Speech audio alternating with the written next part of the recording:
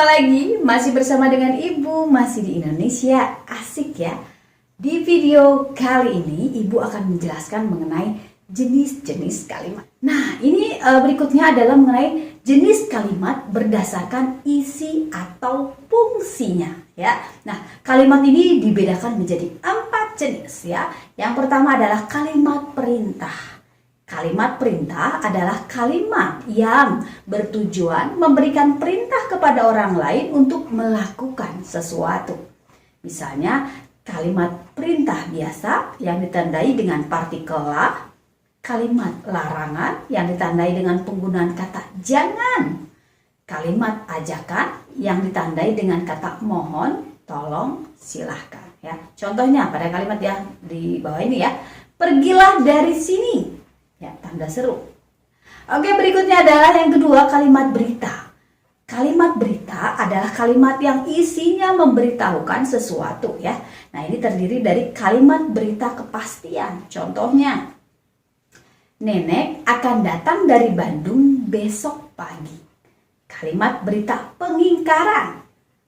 Saya tidak akan datang pada acara ulang tahunmu. Atau kalimat berita kesangsian. Contohnya, Bapak mungkin akan tiba besok pagi. Mungkin ya diambil kesangsiannya. Lalu berikutnya adalah kalimat berita bentuk lainnya ya. Dengan contoh, kami tidak tahu mengapa dia datang terlambat. Oke, berikutnya yang ketiga mengenai kalimat tanya. Kalimat tanya adalah kalimat yang bertujuan untuk memperoleh suatu informasi atau reaksi ya. Jawaban yang diharapkan. Contohnya, mengapa gedung ini dibangun tidak sesuai dengan harapan kami? Oke, yang keempat ya mengenai kalimat seruan. Kalimat seruan adalah kalimat yang digunakan untuk mengungkapkan perasaan, ya perasaan yang kuat tentunya atau yang mendadak.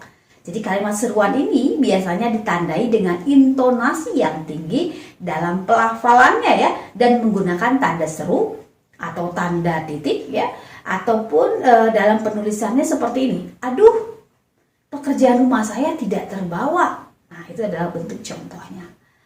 Oke, berikutnya adalah jenis kalimat berdasarkan unsur kalimat. Kalimat dapat dibedakan ke dalam 2 jenis ya. Jenis yang pertama adalah kalimat lengkap. Ya, kalimat lengkap adalah kalimat yang sekurang-kurangnya terdiri dari 1 buah subjek dan 1 buah predikat ya. Contohnya, mahasiswa berdiskusi di depan kelas. Mahasiswanya ini subjek, berdiskusi adalah predikat, di dalam kelas adalah keterangan ya, keterangan tempat. Jadi kalau dalam bentuk rumusnya adalah KL sama dengan 1S plus 1P. Oke, berikutnya yang kedua kalimat tidak lengkap.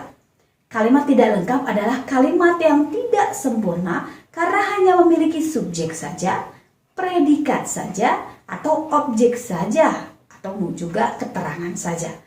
Kalimat tidak lengkap ini biasanya berupa semboyan, salam, perintah, pertanyaan, ajakan, jawaban, seruan, larangan, sapaan, dan kekaguman. Contohnya ya, selamat sore.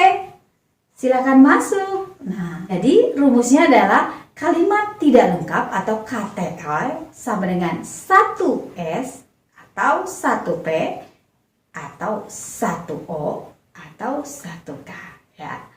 Oke, berikutnya adalah jenis kalimat yang berdasarkan susunan subjek dan predikatnya ya. Kalimat ini juga dibedakan menjadi 2 jenis ya. Yang pertama adalah kalimat inversi dan kalimat versi. Kalimat inversi adalah kalimat yang predikatnya mendahului subjek. Kalimat ini biasanya dipakai untuk penekanan atau ketegasan makna. Contohnya, ambilkan koran di atas kursi itu. Ambilkan koran itu predikat, di atas kursi itu subjek ya. Jadi rumusnya KI sama dengan P plus S ya. Berikutnya kalimat versi.